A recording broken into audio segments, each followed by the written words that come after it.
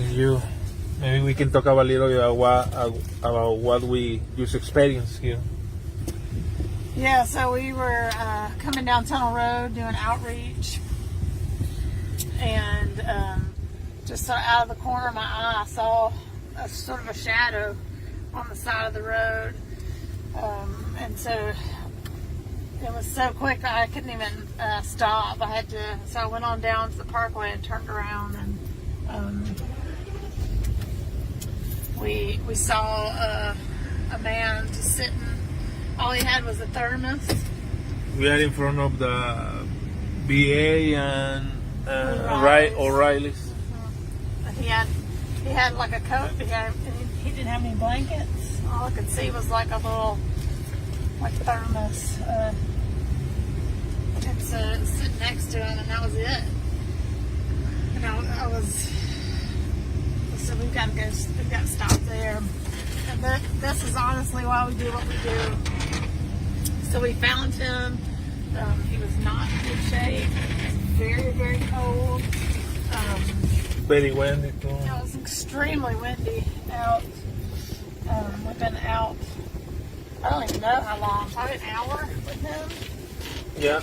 So we immediately, Poncho went out first to check on him. Yeah, I asked him if he needed any kind of help, and he told me, oh, it's very cold.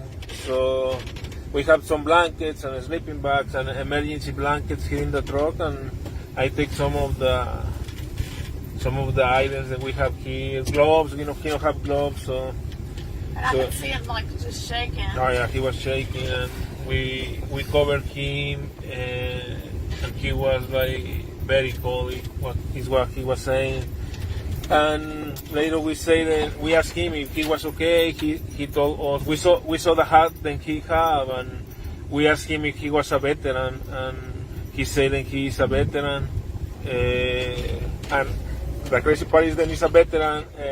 Besides in front of the VA, very cold. So we asked if he needed any other kind of help, and he said that he was okay. We asked.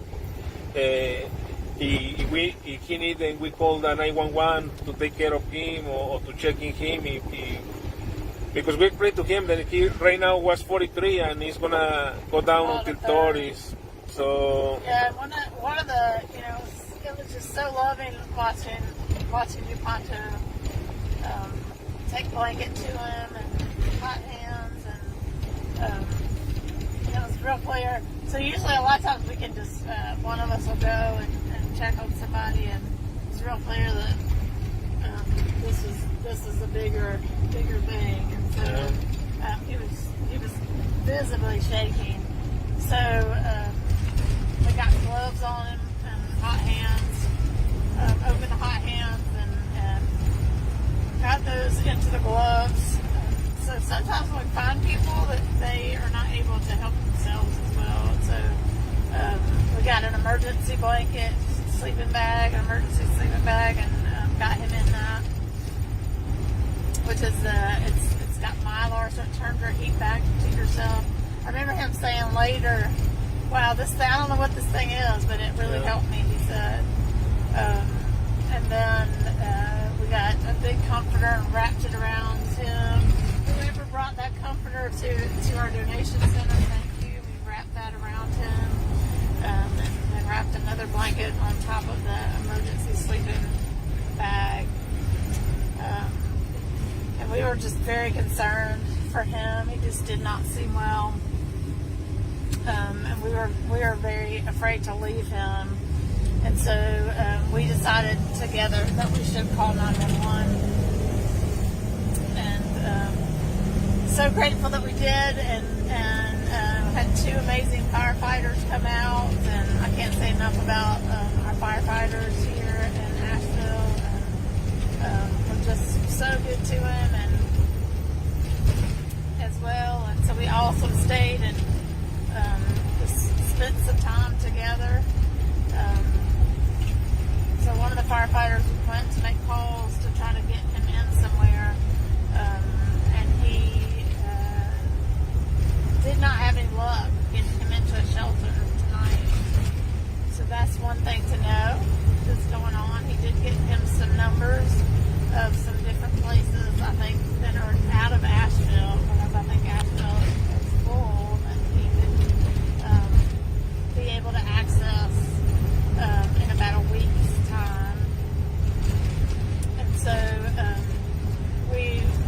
able to get him arranged to go to the hospital. And so he's not out in the cold tonight. And I want to thank Pancho, like, for stepping in right away and realizing, like, this is a big deal. And so this was the life saved. It's real clear to me that this is somebody that may not have made it tonight. And could easily lost his life in this kind of weather. Yeah, like dropping like this fast, like we jump from feel like summer weather until winter weather, like in 3 hours the weather changed very fast, and it's just, we've been standing out in it now for hours, and it's extremely cold. And I guess we were lucky enough that you see it when we were driving there, because I didn't see him. And yeah, he was just like kind of hunched over and huddled, and it was just so out of place. I'm like, there's nothing around. I mean, there weren't even that many cars that passed when we were there. It was very deserted, and I thought, like, what is this person sitting here in this place? It just seemed very odd in front of O'Reilly. So, we've been doing this work a long time, and sometimes your gut just tells you, like, something's telling you, like, turn around and go check and see what's going on with this person. It wasn't even real clear if it was somebody on the street at first, because literally it was just their person and a bottle we keep coffee in, one of those metal bottles, and so like no gear, no backpack, some of the things that we kind of look for to know that's probably somebody living on the street. So he just literally had nothing, and he was just sitting there. And I think he would have frozen to death if we hadn't come tonight. He had blue jeans on, tennis shoes, and a really thin coat. And that was it. Toboggan on, no gloves. So I'm just really grateful that we stopped to check on him. And that's why we're here. That's why we do what we do. It's so essential. And I gotta say, our street medics have saved lives that we know. Adrian, I know, has saved a life, and it's a really powerful thing to go out looking, because I don't know who would have seen this guy at all. There is almost no any car right now, so this car, even for somebody, tomorrow is Sunday, so probably people start going out until later in the morning. The coldest time of the day is probably around 5 to 7 when it's the sunrise. So yeah, we were lucky and we saw him, and then we was able to help him tonight. And we, like Amy was saying, we are very proud and honored to be today with the firefighters and see how they work and how they care too. And one of them making all these calls, like probably for maybe 20 minutes, making calls, making sure that he have a space to be tonight or the next days, and yeah, it was very good. Yeah, and I think, again, eye-opening in terms of the need for emergency shelter. When they spent 20 minutes and couldn't, so, and let me be clear that first responders are able to get people in a shelter much more easily than anybody else. Typically, they're allowed to take people into shelter, and the fact that he couldn't find anywhere for him to go for a week. And other places, so he said 10 other places they'll transport you there, which tells me that it was out of Asheville. It's reality. I think that's the reality. The powerful of tonight is then we know more than what we used to know before. Then it's like harder and harder to find a place for people to be in. And we see it with all the people we haven't seen today. Like, yeah, it's became a little insane. There is no spaces for people to be, for people to stay warm when. Yeah. it was scary to see this elder. You know, I think he's probably around in his 60s. Like Pancho said, veteran, and it was really sad to see him sitting there.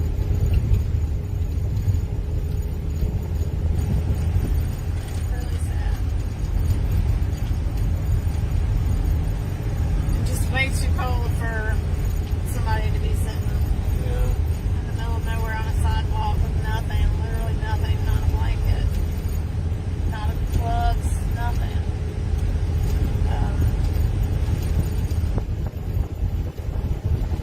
So I'm really grateful that we came along and that we found him. That's what we do. That's why we do what we do. We go out looking for people to make sure that they're okay, to make sure that we don't lose anybody in this cold weather. We know that the average person who is unhoused will have a life expectancy between the age of 42 and 52. So some 30 years off the national average. And so we lose lots of people. So we know that homelessness is a health emergency, and that it leads to premature death. It's a privilege. It really is a privilege to make sure that you know, people are taken care of, and we kept reiterating to him that he mattered. He at several points said, nobody gives a damn about me, and he felt that.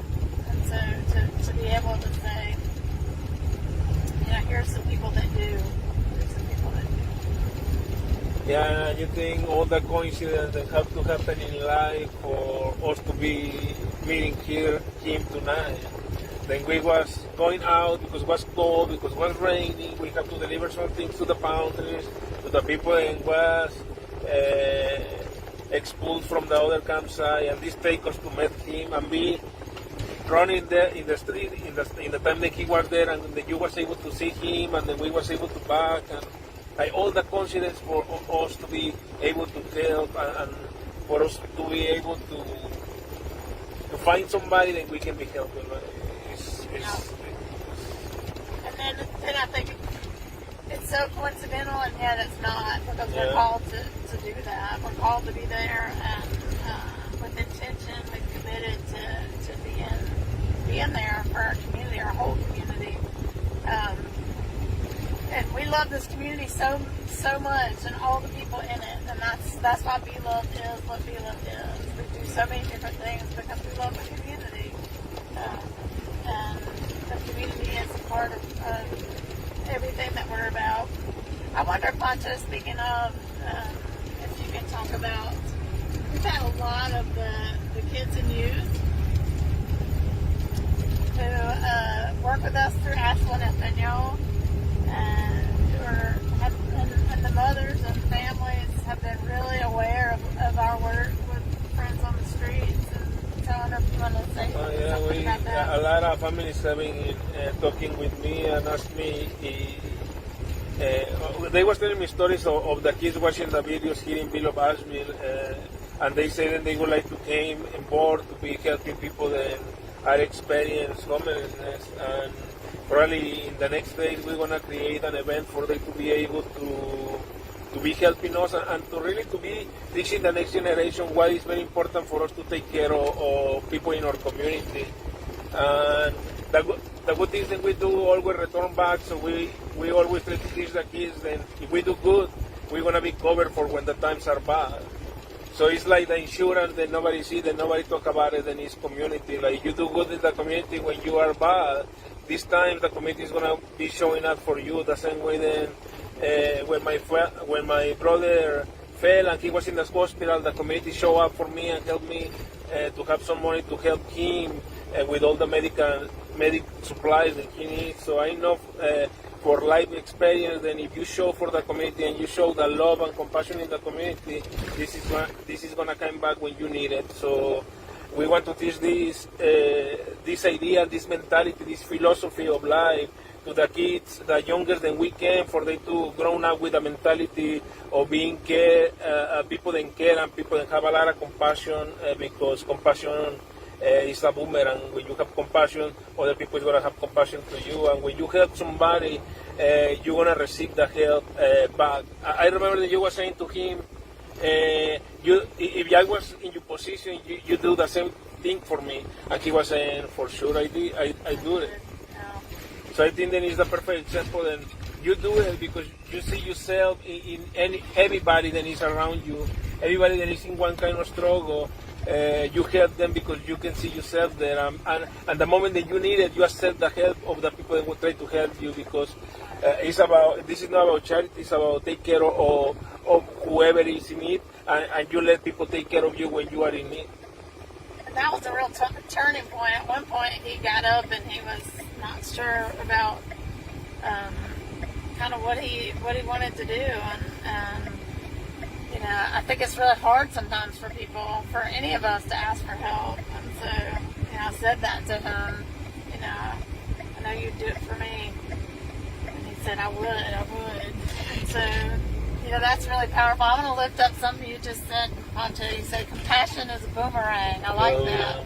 I don't know if I've ever heard that expression before. You might have like just created that expression, but how powerful that is, and how powerfully true that is in my life, that, you know, compassion comes back to me.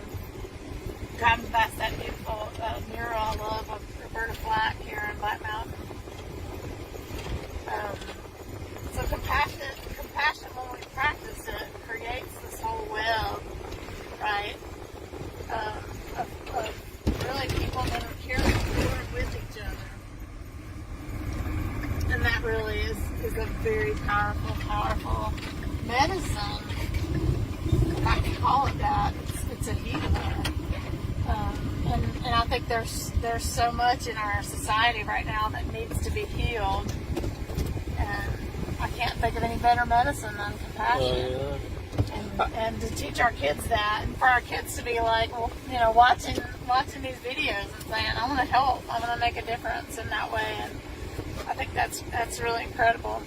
Yeah, I think that it's very powerful. Then they see the videos, and then they would like to be part of it. And like I said, touching these generations is this new generation is very powerful, because it's how you start growing the new trees, the trees of the future. So probably we're gonna be inviting the kids to be more involved in these kind of activities than we do, and teaching them what is important for us in the community to take care of whoever is in need, because we always talk about that we see the community like the body, so if the pain is in the feet, this is not going to make us walk nowhere.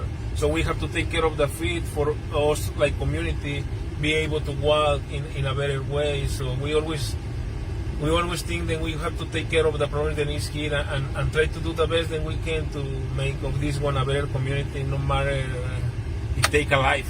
Then we are very committed, like people don't know, only we are very committed to this type of work. Usually we don't see this kind of work like work, we see it like a type of life. We decide to live like this. This is for we cannot be spending the full night like this. We sleep, only we really believe that the change is going to come with a mentality of doing it every day, and then came a constance. We always think then it's about creating the mentality of doing it one time a day. If you do one good thing a day, this is going to become a habit, and this habit later is going to ask you to make it 2 times a day and 3 times a day, and have compassion more times a day, and be grateful and be thankful and be loving in the community more times a day, and this is going to become a habit, and this is going to become your type of life. And I think that we are in us, like us and work in this type of thing. We decided this is going to be the way that we want to live, and live. I always think that you only die one time, and only you live every day. So we decide to live every day in this way, and we invite you all the time to have this mentality of care. And usually not take too much. you only have to be nice with your neighbor, and it's plenty enough, I think. That's right. I'm going to read something. I was looking down to see the comment, and this is a really special one to me because it's from Susie B. Smith, who was my chaplain and my mentor, and a huge reason that I'm here and that Be Loved is. And you may have heard that saying, "I am because you are." Comes out of the African tradition, and so I am Susie B. Smith because you are. So she says, "Beautiful, it fills me with hope to follow your work. Please take care of yourselves." So thank you. Susie's like my mom. I call her mom, and so means so much that you're following this journey with us tonight. And it's so powerful, so powerful. You know, the ways that life ripples, you know, when somebody's meant so much to you, and then because of that, because you poured that in me, then I was able to save somebody's life tonight, and that's really powerful. Really, yeah, really and to powerful. show them, like, because you think a lot of people, maybe he was thinking, like, why he was saying a lot of times, why you care of me. And usually in the mentality of a lot of us in this system, we have the mentality then, if you don't know me, you don't have any reason to take care of me. Only when you see everybody the same way that you see yourself, you have to take care of them because it's you. Okay. And more for me than I used to be in the streets. I see people in the street, and I think in the times that I was in the street, and somebody take care of me. So this is what I was saying about compassion came all the time. So we always invite you to have compassion, because the moment that you need it, is gonna be somebody for you. And right. we do testimony of this because this haven't happened to us. That's exactly right. And that's why we try to expose this. We try to expose injustice. We try to make sure that people see what's really happening, what's going on, so that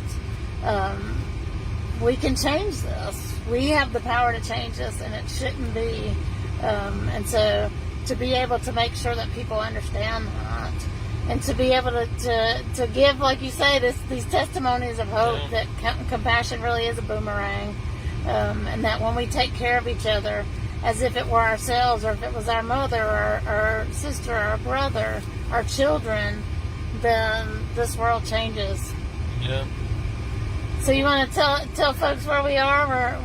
So we are in Black Mountain right now, almost besides the downtown. Then is one of the pantries that we have, is the last pantry that we have here in the county. So we're gonna refill this pantry right now. We have still gloves and some blankets, hand warmers, some survival kits. We have still survival tents. We have too. So we're gonna refill this pantry, and probably we're gonna take out home probably for tonight. And like I say, we always invite people to do it. Like, no matter if you want to do it in your own, no matter if you want to do it like I say, only take a big good neighbor to start making the change. Not take big steps, not take to have a boss, not take to go to the pantries and refill the pantries. The first step is the first step starting with your family, and later with your neighbors. And with this, we can change a lot of things in our community, and be a loving person, like be a loving person and compassion person, because like you don't know when you're gonna need it. And if you offer this hand, like when you need it, somebody's gonna offer the hand to you. That's exactly it. Well, you want to say, everybody, good night? Yeah, good night, and we see you tomorrow. Remember that we have the event tomorrow in One World Brewery. We're gonna be collecting toys and enjoying amazing music with amazing musicians from Asheville. So we invite you. It's gonna be at 5 o'clock. If you can make it, we're gonna be doing live streams too of the event. So yeah, we hope to see you there, or in the other many events that we're gonna have around this time, or around the community. And keep that compassion going. Throw that boomerang out, and share some compassion and love in this world.